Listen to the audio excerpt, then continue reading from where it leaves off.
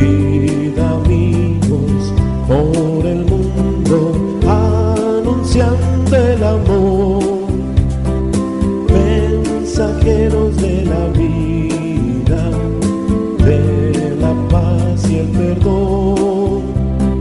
Sed amigos, los testigos de mi resurrección, y llevando mi presencia, con vosotros estoy. Queridos hermanos, el Señor Todopoderoso los colme de bendiciones. Continuando con las enseñanzas del curso El poder de la fe y la oración de intercesión en los siervos de Dios en el Antiguo Testamento, la Corporación Renovación Carismática Católica y la Escuela de Misioneros Juan Pablo II los invitan a meditar la enseñanza, la oración de intercesión de Ezequiel, segunda parte. Id amigos por el mundo, anunciando el amor, mensajeros de la vida, de la paz y el perdón. Continuamos en esta segunda parte del tema o de esta reflexión, mirando la vida de este gran profeta como lo es Ezequiel. En esta segunda parte vamos a ver ya lo que tiene que ver con la oración de intercesión del profeta Ezequiel. Dios siempre busca hombres que intercedan por su pueblo, claro que sí. En Ezequiel capítulo 22, verso 30, nos dice la palabra de Dios: y busqué entre ellos hombre que hiciese vallado y que se pusiese en la brecha delante de mí a favor de la tierra, para que yo no la destruyese, y no lo hallé. Palabra de Dios. Démonos cuenta que hoy día Dios está buscando personas que intercedan por su pueblo, o sea, que hagan de instrumentos de intercesión, que supliquen, que oren, que clamen, como anteriormente ya lo vimos, Abraham, que intercedía para que Dios no destruyera a aquel pueblo, y por eso dialogaba con Dios, por eso le iba mostrando, había ese diálogo entre este hombre y Dios. Entonces lo mismo pasa aquí, que Dios estaba esperando que existiera una persona que pudiera interceder ante Él para que ese pueblo al cual Dios le había anunciado esa situación de morir, de ser destruido a causa de sus pecados, de sus actos, y no encontró Dios alguno que lo hiciera. Entonces podemos decir que la intercesión es un don, es un regalo de Dios. Y no todo el mundo está dispuesto a sacar de su tiempo para orar a favor de los demás. Eso es cierto. Nosotros andamos tan ocupados en un sinnúmero de cosas que no nos dejan sacar tiempo para rogar, para interceder. O si lo hacemos es por nosotros, que Dios me bendiga en mi trabajo, que Dios me ayude en este negocio, que Dios me saque de esta situación. Así, eso es nuestra oración, lo mío. Pero no nos damos cuenta que también tenemos que ser intercesores por los demás. Por eso, qué importante tener en cuenta el poder de la intercesión. En el texto anterior que leímos de Ezequiel 22:30, dice que uno que se pusiese en la brecha, o sea, aquel que intercede ante Dios y que interpela, que ruega, que suplica. Y entonces ahí nos damos cuenta que es cuando Ezequiel ya viene a ser ese gran intercesor ante Dios. Podemos decir que la intercesión entonces es un regalo de Dios. Sin embargo, hay una oración que conmueve a Dios, es la que demuestra amor hacia el prójimo, pues Él dijo en su palabra que nos amáramos los unos a los otros. Claro que sí, mire, cuando hay amor en el corazón de las personas, cuando hay amor en aquel que ruega a Dios, Dios se conmueve. Dios, digámoslo así, no es el término más apropiado, pero se ablanda ante esa oración. ¿Por qué? Porque Él es amor. y el amor es lo que hace que los seres humanos crezcamos, nos edifiquemos, salgamos adelante, le demos sentido a la vida. De hecho, este versículo de Ezequiel nos habla de cómo Dios buscó entre los hombres alguien que levantase un vallado, una cerca de protección a favor de la tierra, y no lo encontró. Cuando tú tomas el papel de intercesor, estás siguiendo el ejemplo de Jesucristo, quien es nuestro mediador ante el Padre, y es también nuestro abogado defensor. Estás tomando el papel de soldado que va a ayudar a pelear con la oración a su hermano, a su compañero de guerra. Entonces, mis queridos hermanos, hoy nos invita Dios a que seamos intercesores y ayudemos al otro, porque quizás él como que no está capacitado, como que se siente incapacitado de orar o de clamarle a Dios para que lo ayude, porque se siente demasiado pecador que quizás Dios no lo escucha a él, porque hay personas que así lo creen, que es tan pecador y tan malo que Dios no lo escucha a él. Démonos cuenta que Dios nos escucha a nosotros no por lo buenos que seamos, sino porque somos sus hijos, porque Él es nuestro Padre lleno de amor, de ternura y de misericordia. Y ya lo decíamos, Él no ama al pecado, pero sí al pecador. Y como pecador que eres o que soy, siempre estoy dispuesto a ser escuchado por Él cuando le pido su gracia para salir de esa realidad y de esa situación que estoy viviendo. Por eso en el Antiguo Testamento seguimos viendo el poder de la intercesión de Ezequiel. Ante la inminente destrucción de Jerusalén, Ezequiel ora a Dios pidiendo perdón y misericordia para el pueblo. En Ezequiel capítulo 9, verso 8 nos dice: mientras ellos herían, yo quedé solo allí. Caí rostro a tierra y grité: «Ah, Señor Yahvé, ¿vas a exterminar a todo el resto de Israel, derramando tu furor contra Jerusalén?» Y en Ezequiel capítulo 11, verso 13 también nos dice: en esto, mientras yo estaba profetizando, Pelatías, hijo de Benaías, murió. Yo caí rostro en tierra y grité con voz fuerte: «Ah, Señor Yahvé, ¿vas a aniquilar al resto de Israel?» Palabra de Dios. Entonces, mis queridos hermanos, ya Ezequiel comienza a tomar ese papel o ese rol de intercesor. Ya comienza a suplicar a Dios. Se da cuenta que ya había anunciado, que ya les había dicho a ellos y les había encarado quizás también sus pecados, pero también está entonces en esa misión de comenzar a rogar a Dios por este pueblo y por estas personas para que comience la misericordia de Dios a acompañarles. Hay una oración que protege. El profeta Ezequiel tuvo la visión de un ángel con un tintero, el cual debía marcar la frente de las personas que gemían por el pueblo. Dios hace diferencia entre el justo y el impío. Por lo general, aquellos con un corazón correcto gimen en recámaras privadas para que Dios extienda su misericordia y no visite la tierra con juicios. Sé que la oración tiene poder, y si logramos mover su mano a través de la intercesión, podremos detener los juicios de Dios, que pueden venir por causa de la rebelión del ser humano contra Dios, y veremos el milagro de la redención de nuestras ciudades. Sí, porque dentro de los grandes atributos de Dios es la misericordia. Él es misericordioso. El Señor Jesús nos lo enseñó en Lucas capítulo 11, verso 21 y 22. Cuando el hombre fuerte armado guarda su palacio, en paz está lo que posee. Pero cuando viene otro más fuerte que él y lo vence, le quita todas sus armas en que confiaba y reparte el botín. O sea, mis queridos hermanos, la oración de intercesión es un arma fuerte. Es aquello que toca lo más profundo del corazón de Dios y lo hace derramarse en misericordia sobre nosotros.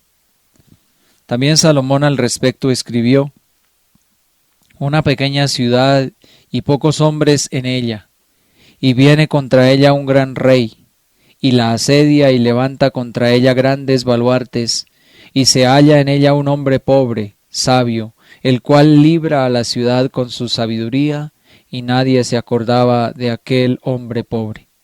Eso está en Eclesiastés capítulo 9, verso 14 al 15. Ese gran rey es el prototipo del principado espiritual de maldad que opera en los aires, ya sea de una ciudad o de una nación, y su misión es destruirlo todo. Pero ese hombre pobre es el único que sabe cómo hacer la guerra espiritual, y de esa manera, con la sabiduría divina y la autoridad espiritual que Dios le ha dado, lo enfrenta y hace que éste desvíe su ruta y no toque la ciudad o la nación. En muchas ocasiones, con una oración sencilla pero llena de amor, hacemos que Dios perdone al pueblo, perdone a aquella persona que en su maldad ha desencadenado o ha colmado la copa de Dios, y la misericordia llega a él.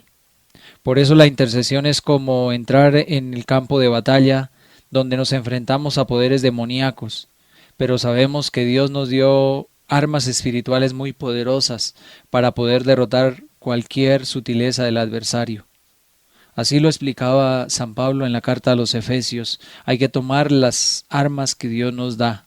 Dentro de ellas está la oración de intercesión, que es lo que nos estamos remontando a mirar a través de estos textos, a través de estas enseñanzas o reflexiones de estos días. Pasemos a otro momento ya entonces, cuando Dios al profeta Ezequiel le permite una visión, y esa visión se trata del Valle de los Huesos Secos. Vamos a tomar el capítulo 37 de Ezequiel. Ojalá miremos en sus Biblias ahí y vayamos reflexionando versículo por versículo, y vamos comprendiendo este pasaje muy bonito que nos trae una gran enseñanza para ese pueblo, para esa nación que estaba allí sumida en esa muerte en aquel tiempo, pero también para nosotros hoy día, donde Dios nos quiere rescatar, nos quiere resucitar a una nueva vida. Ezequiel capítulo 37, verso 1 y subsiguiente. Dios le da a Ezequiel una parábola viviente y real. Para hacerlo lo llevó al Valle de los Huesos Secos. Veamos el primer versículo de este capítulo 37. ¿Qué dice? La mano del Señor vino sobre mí. Me llevó en el espíritu del Señor y me puso en medio de un valle que estaba lleno de huesos. Anteriormente vimos que antes de que Jerusalén fuera destruida por Nabucodonosor, Ezequiel fue transportado a Jerusalén. En este pasaje nuevamente creemos que Dios transportó literalmente a Ezequiel. Cuando el profeta dijo que me llevó en el Espíritu del Señor, estaba diciendo que el Espíritu del Señor efectivamente lo llevó al valle que estaba lleno de huesos. Y continuó diciendo en el versículo 2 de este capítulo 37 de Ezequiel, que dice: me hizo pasar cerca de ellos, a su alrededor, y vi que eran muchísimos sobre la faz del campo, y por cierto secos en gran manera. Allá por el año 1849, un hombre llamado Louis Manley y su socio llamado John Rogers cruzaron el Valle de la Muerte en California para llevar provisiones a un grupo conducido por Bennett Arcane, que por error se habían introducido allí, quedando aislados. Los miembros de este grupo habrían perecido si estos dos hombres no hubieran cruzado el valle para rescatarlos. Ellos fueron en realidad los primeros hombres de raza blanca en cruzar este valle y contemplar esa gran escena de muerte y desolación. Pocos han visto semejantes espectáculos, pero lo que Ezequiel vio unos 2500 años antes debió haber sido aún más sombrío y desolado. Él vio una visión de otro valle de la muerte, más desolado, más temible y más impresionante que el Valle de la Muerte de California. El valle que Ezequiel contempló estaba lleno de huesos, y lo que los caracterizó fue que esos huesos eran muchísimos, estaban muy secos y estaban esparcidos sobre la superficie del campo. Por eso escuchemos ahora lo que dice el versículo de este capítulo 37. Y me dijo: Hijo de hombre, ¿vivirán estos huesos? Yo le respondí: Señor Dios, tú lo sabes. Estos huesos esparcidos por todo aquel valle eran huesos humanos, y al profeta se le hizo la pregunta: ¿vivirán estos huesos? Aquí tenemos este montón de huesos esparcidos por todas partes, son huesos humanos. Y a este profeta se le hizo la pregunta: ¿vivirán estos huesos? Y la respuesta de Ezequiel fue: Señor Dios, tú lo sabes. En otras palabras, quiso decirle: no veo cómo podrían vivir, está más allá de mi comprensión. Tú solo sabes si sí vivirán o no. Por eso hay muchas cosas que están más allá de nuestra comprensión, pero si somos dóciles a la gracia divina, podremos contemplar el poder y la gracia de Dios. Seguro que sí, mis hermanos. Por eso Él le dice: no sé si estos huesos puedan vivir o no. Y entonces en el versículo 4 encontramos lo que Dios le responde al respecto. Y me dijo entonces: profetiza sobre estos huesos y diles: huesos secos, oíd palabra del Señor. Aquí encontramos algo más bien irónico e incluso también podríamos decir humorístico. Hemos dicho una vez y otra que Dios tiene cierto sentido del humor. Y aquí tenemos un ejemplo de ello. Si usted no lo considera así, puede pasarlo por alto. Pero imaginémonos a Ezequiel escuchando a Dios decirle: profetiza sobre estos huesos y diles: huesos secos, oíd palabra del Señor. Se nos ocurre la idea de que Ezequiel, ¿qué habrá pensado? Señor, ¿no querrás decir que me ponga a hablar aquí con estos huesos secos? Si lo hago, en cualquier momento aparece un señor vestido de blanco y me interna en cierto lugar. Entonces hay ocasiones que son ironía para nosotros y también locura quizás. Realmente la frase que tenía que pronunciar Ezequiel no parecía la introducción más apropiada para un sermón, ¿verdad? Ningún predicador comenzaría su sermón dominical dirigiéndose a su congregación diciéndoles: huesos secos, oíd palabra del Señor. Bueno, es posible que haya algunas congregaciones que merecerían recibir semejante saludo y anuncio inicial, pero quizás no haya predicadores que se atrevan a hacerlo de esa manera. Pues bien, este profeta estaba observando ese valle lleno de huesos secos y tenía que hablarles. Podríamos comparar su situación con un predicador de nuestra época. Cada congregación a la cual se dirige un predicador incluye a quienes son salvos y a quienes no lo son.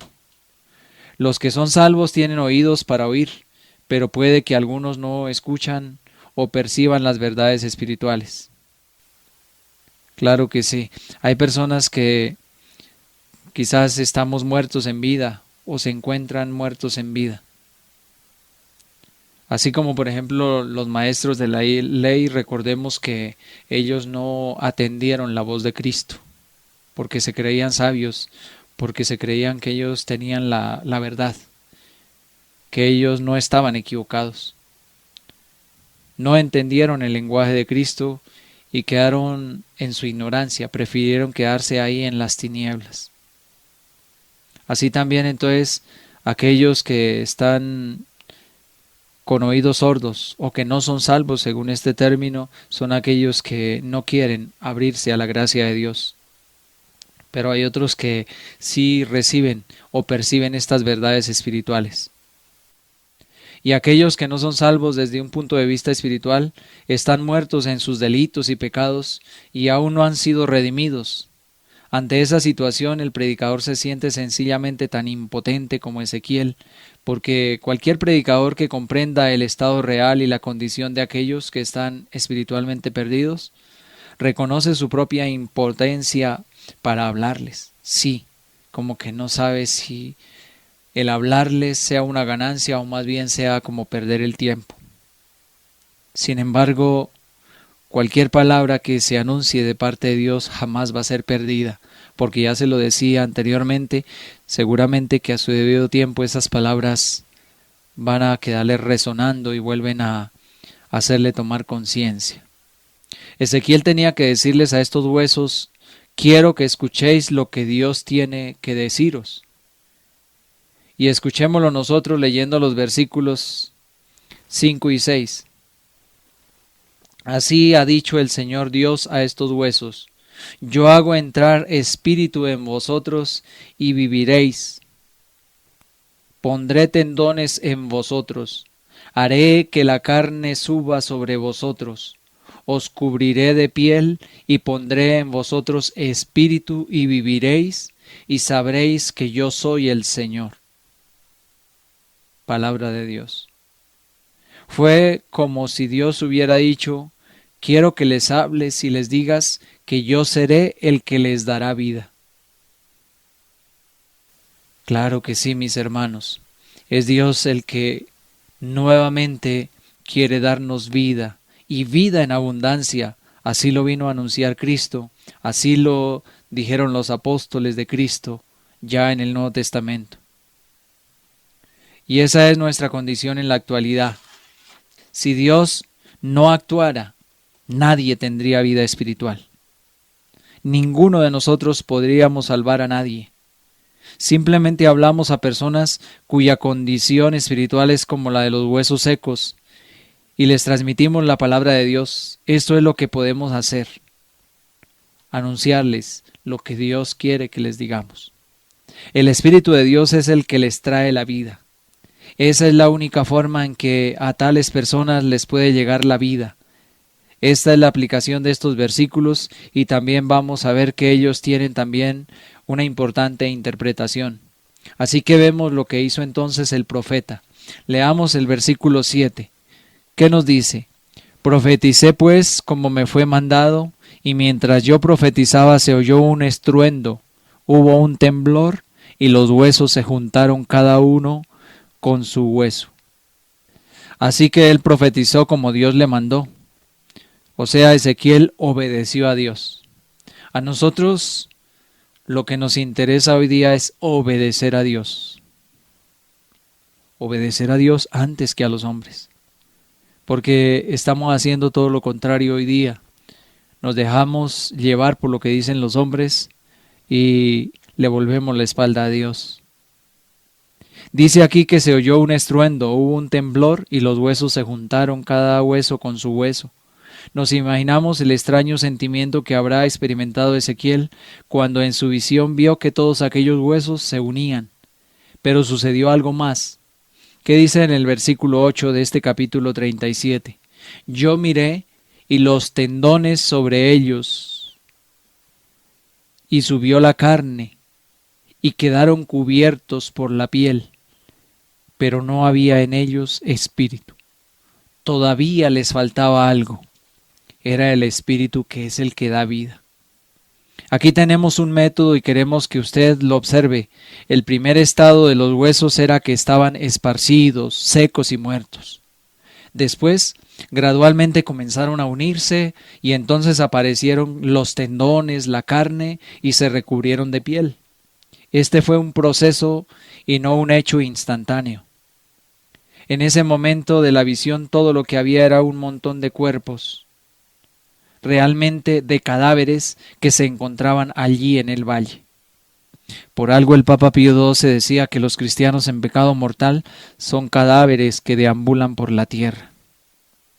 Hoy quizás no encontramos esa misma visión o no encontramos esta misma o triste realidad que tuvo Ezequiel de esos huesos secos, muchísimos ahí esparcidos en el valle, pero sí un sinnúmero de cadáveres deambulando por la tierra, según la expresión del Papa Pío XII.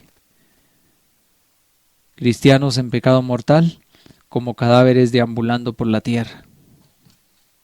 Qué triste realidad en la que nos encontramos hoy día. Yo le doy gracias a Dios. No soy un santo, pero sí Dios me fue rescatando hace unos años atrás de esa vida sin sentido y de esa muerte fija a la cual quizás yo me iba acercando, debido a mis faltas, debido a la vida en la cual yo me encontraba. Y así quiere Dios hoy nuevamente darnos vida, darnos espíritu de vida, para que volvamos a vivir. Y entonces Ezequiel continuó recibiendo las instrucciones de Dios, y vamos a ver ahora los versículos 9 y 10. Y me dijo, profetiza al espíritu, profetiza, hijo de hombre, y di al espíritu que así ha dicho el Señor Dios. Espíritu, ven de los cuatro vientos y sopla sobre estos muertos y vivirán. Profeticé como me había mandado, y entró espíritu, y ellos vivieron, y se pusieron en pie. Era un ejército grande en extremo. Palabra de Dios. ¿Qué nos dice Dios en su palabra, mis queridos hermanos? En San Juan capítulo 6, verso 63, hay una palabra muy bonita porque es la misma voz de Cristo cuando les hablaba allí a sus apóstoles, y hoy nos habla también a nosotros. Juan 6, 63. Ojalá lo recordemos siempre, esa palabra. Dice Jesús, el Espíritu es el que da vida, la carne no sirve para nada. Las palabras que les he dicho son espíritu y vida. Palabra del Señor. Entonces, hermanos, es el Espíritu de Dios el que nos da vida a cada uno de nosotros para que tenga sentido también lo que hacemos, lo que estamos viviendo cada día. Claro, mis hermanos. Ezequiel habló y la vida vino sobre aquellos cuerpos. Lo que sucedió en aquel momento se parece a lo que ocurrió en el mismo principio. En la creación del hombre, Dios tomó al hombre del polvo de la tierra. Ezequiel comenzó con huesos, pero Dios no. Dios comenzó simplemente con el polvo de la tierra y después sopló en el hombre el aliento de la vida. Para poder comprender esta importancia de recibir el Espíritu, en la siguiente enseñanza vamos a mirar 3 pasos importantes en los cuales Dios hace su obra y actúa en estos huesos o en estos muertos que ya Ezequiel les había hablado de parte de Dios. Una ciudad no se puede esconder y los montes se han de ocultar. En vuestras obras que buscan el bien, los hombres al Padre